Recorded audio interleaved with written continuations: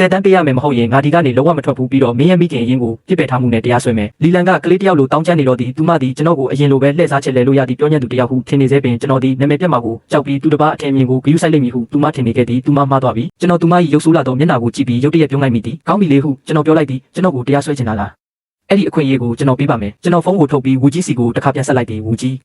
ီးမြို့တော်မှာအတော်ဆုံးဥပဒေကျိုးဆောင်ဖွဲ့ကိုရှာပေးပါပြီးတော့အကြီးဆုံးမီဒီယာလုပ်ငန်းတွေကိုလည်းဆက်သွယ်လိုက်ပါကျွန်တော်သတင်းစာရှင်းလင်းပွဲတစ်ခုလုပ်မယ်ခေါင်းစဉ်ကတော့ကျွန်တော်နဲ့ကျွန်တော်ရဲ့မိခင်အရင်ကြားနှစ်ပေါင်းများစွာကအကျွေးဟောင်းတွေကိုအပြည့်ရှင်းခြင်းပဲလီလန်ကြောင့်သွားသည်ကျွန်တော်ကသူမ၏ချင်းချောက်မှုကိုမမှုသည့်အပြင်ကိစ္စကိုပိုကြီးအောင်လုပ်လိုက်လိမ့်မည်ဟုသူမလုံးဝမမျှော်လင့်ထားပြီးမင်းမလုပ်ရဲပါဘူးဟုသူမကယုံကြည်ချက်မရှိဘဲဘလုံးပထွေးပြောရှာသည်စောင့်ကြည့်နေလိုက်ပါဟုဆိုကကျွန်တော်ဖုန်းကိုတင်ပြီးလှောင်ပြုံးလိုက်သည်လီလန်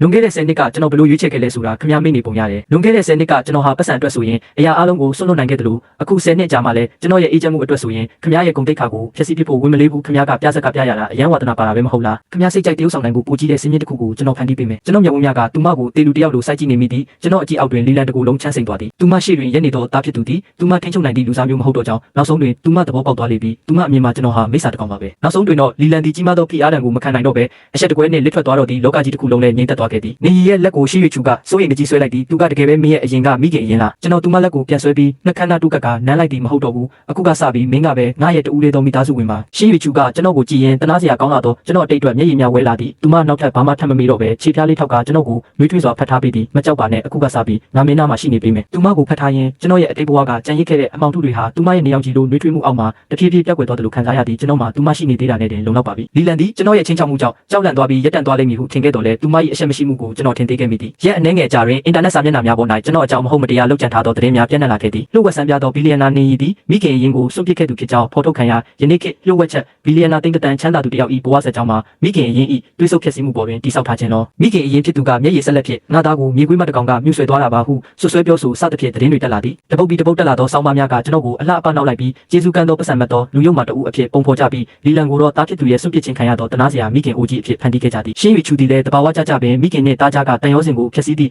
့်မြေခွေးမဖြစ်လာခဲ့သည်ကျွန်တော်နှင့်ရှင်းရွေချူလမ်းပေးဆိုင်လေးတစ်ခုတွင်စားတောက်နေသည့်တပ်ပုံချို့လည်းပြန့်သွားခဲ့သည်အများပြည်သူ၏ဝေဖန်မှုများပောက်ကွဲထွက်လာသည်အမှန်တရားကိုမသိကြသောအင်တာနက်အသုံးပြုသူမရေမတွက်နိုင်အောင်သည့်ထိုလောက်ကျန်ဇလန်းများကိုယုံကြည်ပြီးကျွန်တော်ကိုပြင်းပြင်းထန်ထန်တိုက်ခိုက်လာကြသည်ကျွန်တော်နာမည်သည်ပထမဆုံးအကြိမ်ဖြစ်ဤကဲ့သို့သောနီလန်းဖြစ်ရေပန်းစားသောခေါင်းစဉ်နဲ့ရောက်သွားခဲ့လေသည်ရွေးချယ်စရာကတော့အချိုပွဲဆိုင်ကိုဖျက်ဆီးတဲ့ဆေးတွေနဲ့ပတ်တယ်ပြီးတော့ဆိုင်တကားကိုအမိုက်တွေနဲ့ပြစ်ပေါက်ခဲ့ကြတယ်မိမိကျမလုပ်ခဲ့ပါဘူးကျမကမြုပ်ဆွဲပြားရောက်တဲ့မိန်းမမဟုတ်ပါဘူးသိတယ်မင်းအဲ့ဒီလိုလူမျိုးမဟုတ်တာငါသိပါတယ်မကြောက်တဲ့အားလုံးကိုငါကင်တွေဖြည့်ရှင်းပေးမယ်ကျွန်တော်မျက်လုံးတွေကတက်ဖြတ်လို့တဲ့အညိုးတွေဟာအရင်ကထပ်ပုံမူပြင်းထန်နေခဲ့ပြီလီလန်ကြောက်ချမ်းမင်းကကိုတကယ်ပဲဒေါသထွက်အောင်လုပ်လိုက်တာပဲမူလကတော့မင်းဘာသာမင်းဖြစ်ချင်ရဖြစ်ဆိုပြီးပြစ်ထားမလို့ပဲဒါပေမဲ့မင်းကငါကိယူဆိုင်ဆုံးလူတွေကိုပါလာထိပါလားဒါဆိုရင်တော့ငါရဲ့ရက်စက်မှုကိုအပြစ်မတင်နဲ့တော့ကျွန်တော်အဖိုးကိုစုံစမ်းခိုင်းလိုက်တယ်ရလက်ကချက်ချင်းထွက်လာခဲ့တဲ့ဒီကိစ္စတွေအားလုံးရဲ့နောက်ွယ်မှာလီလန်နဲ့ရှောင်းချုံတို့ကကြိုးကင်နေတာတကယ်ပဲဖြစ်နေတယ်သူတို့ဟာတတိယတန်းစားမားကတ်တင်းကုမ္ပဏီတစ်ခုကိုငှားရမ်းနေငွေပေးပြီး follower တူတွေကိုဝေယူခိုင်းနေပြီးတော့ဒီပြဆက်တစ်ခုလုံးကိုသူတို့ဘာသာသူတို့ဖန်တီးခဲ့ကြတာဒါပေမဲ့ကျွန်တော်ကိုပိုပြီးအံ့အားသင့်စေတာကတော့ဒီကိစ္စရဲ့နောက်ွယ်မှာရှောင်းဝမ်ချမ်းရဲ့အရေးအယောင်တွေရှိနေတာပဲသူမတိုက်ရိုက်မပါဝင်ခဲ့ပေမဲ့သူမရဲ့လက်အောက်ခံကုမ္ပဏီကတော့ဒီလူလူသဘောထားစစ်ပွဲမှာမိလောင်ရလေးပြင်ပေးခဲ့တယ်ကောင်းပြီတော်တော်ကောင်းကြတယ်တကယ်ပဲလေတယောက်ကအရှက်မရှိတဲ့ကျွန်တော်ရဲ့မွေးမိခင်နောက်တစ်ယောက်ကတော့ကျွန်တော်သဘောမတူတဲ့စစ်ဆက်ထားသူဟောင်းမင်းတို့ကအတင်းဖွဲ့လိုက်ပူးပေါင်းခြင်းနဲ့ဆိုမှတော့ငါကလည်းမင်းတို့နှစ်ယောက်လုံးကိုငရဲပြည်စီအတူတူပို့ပေးလိုက်မယ်ကျွန်တော်အလင်းစလို့ရှင်းလင်းချက်မထုတ်ခဲ့တယ်လို့ခေတ်စားနေတဲ့အကြောင်းအရာတွေကိုလည်းဖယ်ရှားခြင်းမပြုခဲ့ဘူးလူလူရဲ့ဝေဖန်မှုတွေကိုဆက်ပြီးအရှိန်တက်နေအောင်ပဲလွှတ်ထားပေးလိုက်တယ်သူတို့ကိုအမြင့်ဆုံးအထိတက်ခိုင်းလိုက်မယ်ဒါမှပြုတ်ကြတဲ့အခါပိုပြီးနာကျင်မှာမို့လို့ပါ၃ရက်ကြာမှတော့အင်တာနက်တစ်ခွင်လုံးကကျွန်တော်အပေါ်ပြစ်တင်ရှုတ်ချမှုတွေအထုပ်ထိပ်ရောက်နေချိန်မှာပဲလီလန်အတွက်ကျွန်တော်ပြင်ဆင်ထားတဲ့သတင်းစာရှင်းလင်းပွဲကိုကျင်းပခဲ့ပါတယ်ပွဲကျင်းပတဲ့နေရာကမြို့တော်က9စင်တီမီတာအဆင့်ရှိတဲ့ဟိုတယ်ရဲ့အကြီးဆုံးခန်းမကြီးမှာပါတနိုင်ငံလုံးကအဓိကသတင်းဌာနပေါင်း100ကျော်ကိုဖိတ်ကြားခဲ့တ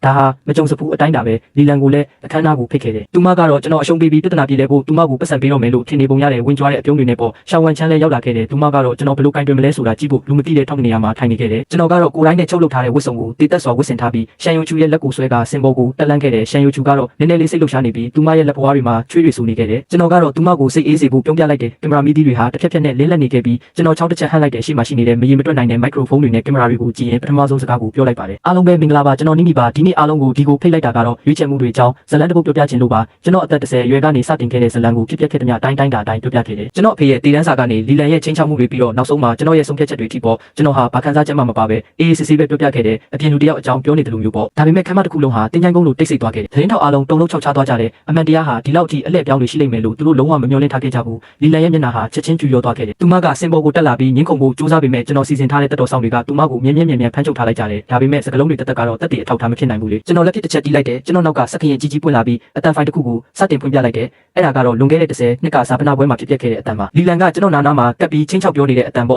မင်းတစ်ခုခုမှားပြောရရင်ငါမင်းကိုအသေးတက်ပြစ်မယ်မင်းကငါသားပဲမင်းရဲ့ပတ်စံကငါပတ်စံပဲ ရှေ့နေကျိုးကသူယူဆောင်လာတဲ့အတန်ဖန်းဆက်ထဲကနေအဲ့ဒီအတန်ဖိုင်ကိုထုတ်ယူလိုက်ပါတယ်အဲ့ဒီတုန်းကကျွန်တော်အဖေဟာဘဝမှာတစ်ဖက်လူကိုတန်တရားဝင်တတ်သူဖြစ်ပြီးရှေ့နေကျိုးကလည်းအခြေအနေအရကြိုတင်ကာကွယ်တဲ့အနေနဲ့တင်စီထားခဲ့တာပါရှေ့နေကျိုးကကြိုတင်ကာကွယ်တဲ့အနေနဲ့အဲ့ဒီတုန်းကစကားပြောသမျှအကုန်လုံးကိုကျွန်တော်အတန်ဖန်းထားခဲ့တာပါဒီနေ့မှအသုံးဝင်လာလိမ့်မယ်လို့တခါမှမတွက်ထားခဲ့မိဘူးလို့ပြောပါတယ်အတန်ဖိုင်ကိုဖွင့်လိုက်တဲ့ခဏမှာပဲခမ်းမတစ်ခုလုံးတုံးလုံးချောက်ချမှုတွေနဲ့ဆူညံသွားခဲ့တဲ့သတင်းထောက်တွေရဲ့ကင်မရာမီတီအားလုံးဟာမျက်နှာတစ်ခုလုံးပြန်နှမ်းနေတဲ့လီလန်စီကိုလှည့်သွားကြတယ်လီလန်ကတော့ဒါတွေကအတုတွေပဲပြုပြင်ဖန်တီးထားတာလို့အစွန်းရောက်စွာအော်ဟစ်နေခဲ့တယ်ကျွန်တော်ကတော့ခက်ပြုံးပြုံးပဲဒါဆိုဒါကရောဒါကလည်းအတုပဲလားစကရင်အကြီးကြီးပေါ်ကပုံရိပ်တွေပြောင်းလဲသွားပြီးဗီဒီယိုဖိုင်တစ်ခုစတင်ပြသလာတယ်အဲ့ဒါကတော့ကျွန်တော်အဖေဆုံးပါပြီးတလားတော်မပြည့်သေးတဲ့အချိန်ပေါ့လီလန်နဲ့ကြောက်ချမ်းတို့ဟာအစင်းမြင့်စားတောက်ဆိုင်တစ်ခုမှာအောင်ပွဲခံဖို့ဖန်ခွက်တွေမြှောက်နေကြတာပါလန်ကျွန်တော်ပြောသားပဲအဲ့ဒီကလေးကလူပဲသူမင်းကိုပဲတေချာပေါက်ရွေးမှာပါသူကငါသားပဲသူ့အကြောင်းငါအကုန်သိတာပေါ့ငါတို့အဲ့ဒီတန်းနေရရပြီဆိုရင်ကဘာပက်ကြမယ်လားပါငါတို့ရဲ့လှပတဲ့အနာဂတ်အတွက်တောက်ကြရအောင်ချီယာဗီဒီယိုထဲမှာတော့သူတို့နှစ်ယောက်ဟာပျော်ရွှင်မှုတွေနဲ့မျက်နှာတွေဝင်းပနေပြီးသူတို့ရဲ့အပြုံးတွေကဆူရှက်တောက်ပနေခဲ့တဲ့ဒီဗီဒီယိုကိုအဖိုးဦးကစားတောက်ဆိုင်ရဲ့လုံခြုံရေးကင်မရာကနေအထူးနီလန့်ချို့ကိုတုံးပြီးပြန်လည်ရယူပေးခဲ့တာပါအထောက်ထားကခိုင်မာလုံးနေပြီးလီလန်တယောက်ညင်းလို့မရတော့ဘူးသူမဟာရွှွညွန့်ပုံကြီးလိုပဲကျမ်းပြင်ပေါ်ကိုပုံရသားလဲကျသွားခဲ့တယ်ဒါလည်းမကသေးဘူးလို့ကျွန်တော်ကအေးဆက်ဆက်ပြောလိုက်တယ်စကရင်ပေါ်မှာနောက်ထပ်သက်သေတွေထပ်ပေါ်လာခဲ့တယ်ကြောက်ချမ်းရဲ့လောင်းကစားမှုတွေကျွန်တော်အဖေရဲ့ပိုင်ဆိုင်မှုတွေကို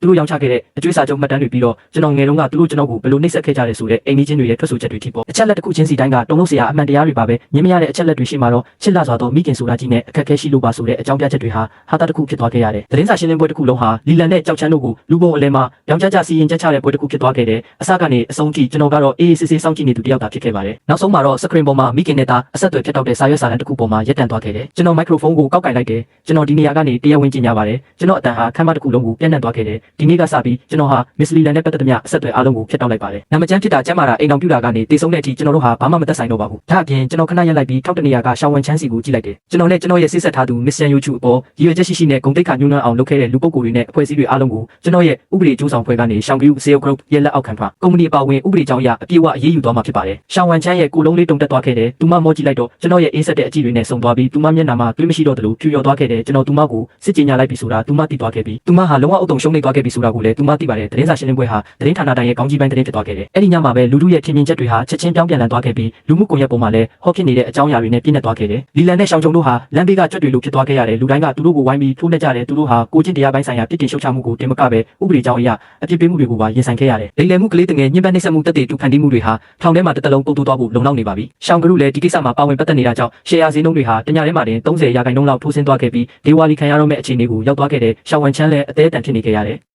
်နောက်ဆုံးတော့သူမဟာအားကိုးရမယ်ပြီးလူတိုင်းရဲ့ပြစ်ပယ်ခြင်းကိုခံရတဲ့အရာတာကိုမြည်ဆန်းသွားရပြီးရဲ့အနေငယ်ကြမှာတော့မထင်မှတ်ထားတဲ့လူတစ်ယောက်စီကဖုံးလာခဲ့တယ်အဲ့ဒါရှောင်းဝင်ချမ်းပါသူမရဲ့အတန်ဟာအရင်လိုအေးဆက်မနေတော့ပဲပင်မနှွမ်းနယ်မှုတွေနဲ့အကွဲနေခဲ့တယ်နီနီငါပြောစရာရှိတယ်ဒါဟာသူမပထမဆုံးပြောလိုက်တဲ့စကားပါငါဖုံးဆက်တာကမင်းကိုအရှုပ်ပေးဖို့တောင်းပန်ခြင်းလို့မဟုတ်ပါဘူးမင်းကတခုပဲမေးခြင်းလို့ပါပြောပါဦးတကယ်လို့အဲ့ဒီတုန်းကငါသာစစ်ဆက်ပွဲကိုမဖြတ်ခဲ့ဘူးဆိုရင်မင်းကမဖြစ်နိုင်ဘူးလို့ကျွန်တော်ကတိုးဆုပ်မနေပဲသူမစကားကိုဖြတ်ပြောလိုက်တယ်ရှောင်းဝင်ချမ်းမင်းဟာငါရဲ့ကဘာတဲ့ကိုဘယ်တော့မှဝင်မလာခဲ့ဘူးဝင်လာဖို့လည်းဘယ်တော့မှမဖြစ်နိုင်ဘူးဘာလို့လဲဆိုတော့မင်းကငါ့ကိုဘယ်တော့မှနားမလည်ခဲ့လို့ပဲမင်းကမင်းမြင်ချင်တာကိုပဲမြင်ခဲ့တာမင်းစိတ်ကူးတဲ့ကပုံရိပ်ကိုပဲမင်းချစ်ခဲ့တာအစကနေအဆုံးထိငါလိုချင်ဆုံးရာကငါချစ်ရတဲ့သူအတွက်ဟင်းချက်ပေးရတဲ့တာမန်လူတစ်ယောက်ဖြစ်ဖို့ပဲဖုန်းလိုင်းရဲ့တစ်ဖက်ချမ်းမှာအတော်ကြာအောင်တိတ်ဆိတ်သွားခဲ့တယ်နောက်ဆုံးမှာတော့နှလုံးသားတစ်ခုကွဲကြေသွားတယ်လို့မျိုးခက်တူးတူးအတန်တစ်ခုပဲထွက်လာတော့တယ်ငါနားလဲပါပြီသူမဖုန်းချသွားခဲ့တယ်ကျွန်တော်သိလိုက်တယ်ဒီမိမဟာသူမရဲ့လက်ကျန်ဘဝတစ်လျှောက်လုံးငါ့ကိုဘယ်တော့မှထပ်ပြီးမနှောက်ယှက်တော့ဘူးဆိုတာသူမဟာသူမရဲ့ကိုပိုင်နီလန်းတွေနဲ့စီးပွားရေးအင်ပါယာကိုပြန်လည်တည်ဆောက်နိုင်ကောင်းတည်ဆောက်နိုင်လိမ့်မယ်ဒါပေမဲ့သူမရဲ့ကဘာထဲမှာတော့ပျော်ရွှင်မှုလို့ခေါ်တဲ့ပဟေလိအပိုင်းစားလေးတစ်ခုကတော့အမြဲတမ်းပျောက်ဆုံးနေတော့မှာပါကျွန်တော်ကတော့ကျွန်တော်ရဲ့ပျော်ရွှင်မှုကိုရှာတွေ့ခဲ့ပြီးဖုန်းကိုပိတ်လိုက်ပြီးမိဖို့ချောင်တဲ့ကိုလှမ်းဝင်ခဲ့တယ်ရှန်ယိုချူဟာကျွန်တော်ဝယ်ပေးထားတဲ့ဝင်းနီဒီပူးဝင်းနီတဲ့ဖုန်းပုံပါတဲ့ခါစီဝတ်စုံလေးကိုဝတ်ပြီးတချင်းလေးတင်းကြီးနဲ့ကပ်ပြကြရဘဲက dumpling smoke ထုတ်ပြီးကိုတင်နေတယ်သူမမျက်နှာမှာလည်းဂျုံမုံတွေပေးချင်နေတာပေါ့ကျွန်တော်ဝင်လာတာကိုမြင်တော့သူမကပြုံးပြလိုက်တယ်စဖုံမူကြီးလာကူပါဦးရှင်ကနန်းတွင်းမိဖို့ချောင်ရဲ့အကြီးအကဲပဲလေဒီနေ့ကျမအသားဆုံးပါတဲ့ dumpling စားခြင်းနဲ့နေအောင်ကြီးကပတင်းပေါက်ကနေဖြာကျနေတယ်သူမရဲ့ချစ်စရာကောင်းတဲ့မျက်နှာလေးပေါ်မှာနေအောင်ဟပ်နေတာဟာနှွေးထွေးပြီးလှပလွန်းလာပါတယ်ကျွန်တော်ရှောက်သွားပြီးသူမကိုအနောက်ကနေဖက်လိုက်တယ်ဂျုံမုံတွေပေးနေတဲ့သူမရဲ့နှာခေါင်းလေးကိုလည်းတိုးလိုက်တယ်မင်းလိုရှိတဲ့အတိုင်းပါပဲငါရဲ့ဘယင်မလေးလို့ပြောပြီးသူမကိုနမ်းလိုက်တဲ့ချမ်းသာကြွားမှုဆိုတာလွင်ပါသွားမဲ့တိမ်တိုက်တွေလိုပါပဲဒီခိုက်တက်မှာတော့အဲ့ဒီအရာတွေအားလုံးဟာအရေးမကြီးတော့ဘူးကျွန်တော်ကတော့ရှိမှရှိနေတဲ့ဒီမိန်းကလေးကိုပဲဖက်ထားခြင်းနဲ့သူမအတွက်လက်ကျန်ဘဝတစ်လျှောက်လုံးဟင်းချက်ပေးခြင်းနဲ့သူမရဲ့အပြုံးတွေကိုပဲတစ်သက်လုံးမြင်ခြင်းနဲ့ဒီဘဝတွေကိုပြန်လည်မွေးဖွားလာရတဲ့အခါမှာကျွန်တော်ဟာတန်းနေရာကိုတုံးပြီးအတိတ်နဲ့အဆက်အသွယ်အားလုံးကိုဖျက်တောက်ခဲ့ပေမဲ့နောက်ဆုံးမှာတော့သူမရှိတဲ့ကဘာကြီးတစ်ခုလုံးကိုပြန်လည်ပိုင်ဆိုင်ခွင့်ရလိမ့်မယ်လို့ဘယ်တော့မှမမျှော်လင့်ထားခဲ့မိဘူး